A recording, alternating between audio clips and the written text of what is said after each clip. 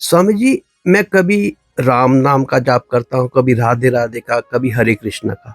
मुझे समझ नहीं आ रहा कि असली कौन से नाम का मैं जप करूँ अपने जीवन को सफल बनाने के लिए। बेटा, जब रामचरितमानस पढ़ेंगे या किसी राम कथा का कभी आप रसास्वादन लेंगे तो वहां पर राम नाम की महिमा है। कहीं पर माँ भगवती के किसी उपासक की शरण में जाएंगे तो दुर्गा नाम की वो आपको महिमा का ज्ञान देगा।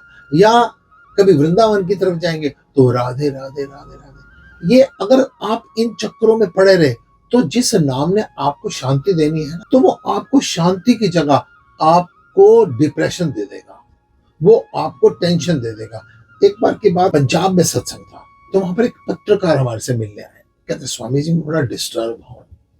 तो मैंने कहा किस लिए? कहते स्वामी जी पहले मेरी ड्यूटी थी काशी में, तो वहां पर मैंने ओम नमः शिवाय जपना शुरू कर दिया, बहुत जपा। कहता फिर मेरी ड्यूटी लग गई वृंदावन में, मैं वहां पर राधे राधे जपने लगा। फिर मैं वैष्णो देवी पहुंच गया, यहाँ पर मैंने ओम दुर्गाय नमः जपना शुरू कर दिया।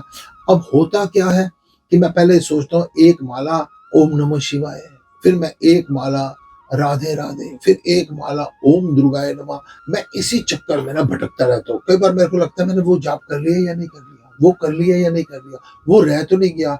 अब मेरे को लगता है कि किस नाम में मेरे को ज्यादा कंसंट्रेशन बनती है, किस में तो स्वामी जी मैं बड़ा डिस्टर्ब हूँ, मैं क्या करूं? तो क्या है, ज्यादा नामों के चक्कर में पड़ने से आपको शांति नहीं मिलेगी। किसी तरीके से भी अपने मन को दुखों से हटाकर मैं किसी पॉजिटिविटी में लगाऊं।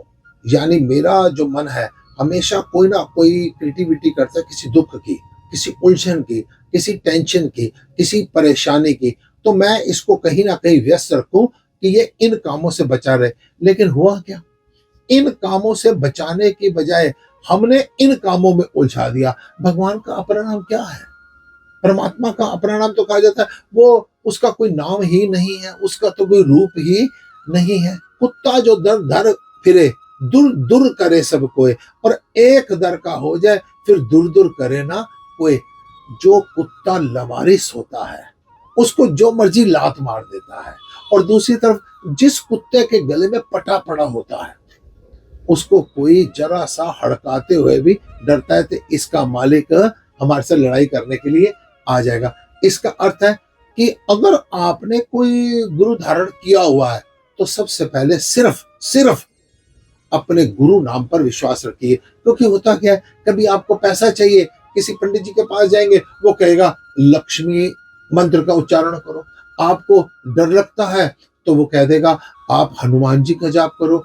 अगर आपको कोई कोर्ट केस है वो कहेगा शनिदेव न्यायाधीश है, उनका जाप करो। अगर आप कभी कह देंगे मेरे को मुक्ति चाहिए, वो कहेगा ओम नमो शिवाय का जाप करो। आप कहेंगे भक्ति चाहिए, वो कहेगा राम राम का जाप करो।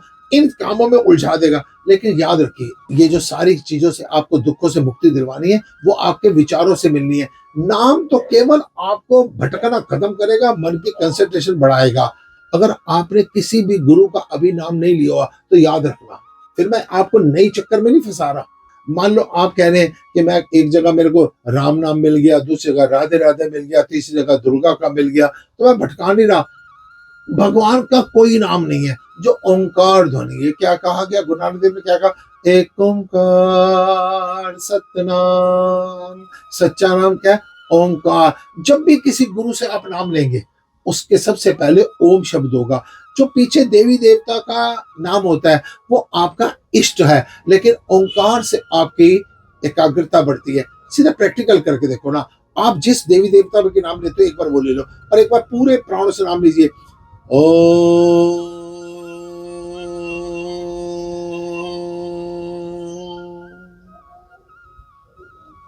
ओम।